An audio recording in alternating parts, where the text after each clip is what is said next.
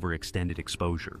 The woman had been trapped for hours, unable to generate body heat through movement, losing warmth to the surrounding stone.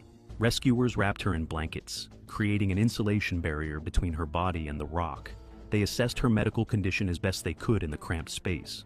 They talked to her, keeping her conscious and aware, fighting the psychological breakdown that comes from prolonged entrapment. Then the real work began. Extracting someone from a 12-inch gap requires precision that borders on the surgical. The rescuers couldn't simply pull her out. The rock would tear her apart. They had to change the geometry. Using roping mechanisms, they created a system of controlled movement, slight adjustments, millimeter shifts, gradually repositioning her body to find the exact angle that would allow passage through the gap that had captured her. The process took hours. Throughout the night and into the next morning, the rescue teams worked in shifts, maintaining constant pressure on the extraction operation while managing their own exhaustion in the confined space. The woman remained trapped, surrounded by people trying to save her, but unable to free herself, existing in a nightmare of stone and darkness. Sunday morning, October 22nd, 16 hours after she had first become trapped. The final adjustments aligned. The roping mechanism engaged one last time. The woman's body shifted through the narrow passage, millimeter by millimeter, until suddenly the rock released its grip.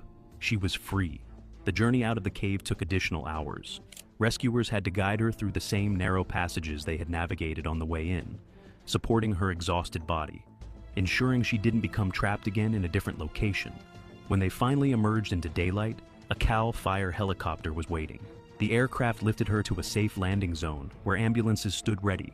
Medical personnel treated her for exhaustion, scrapes covering most of her exposed skin, and bruises that marked every point where rock had pressed against flesh.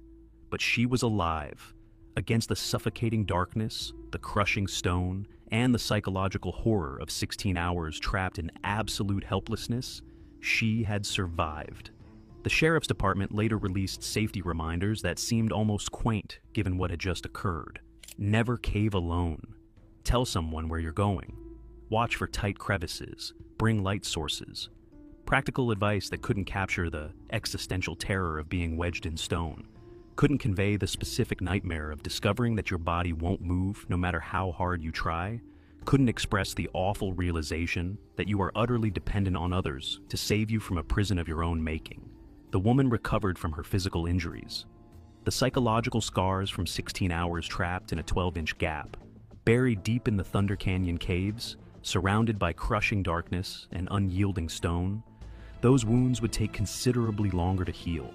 And somewhere deep in those caves, that narrow passage still exists, waiting patiently for the next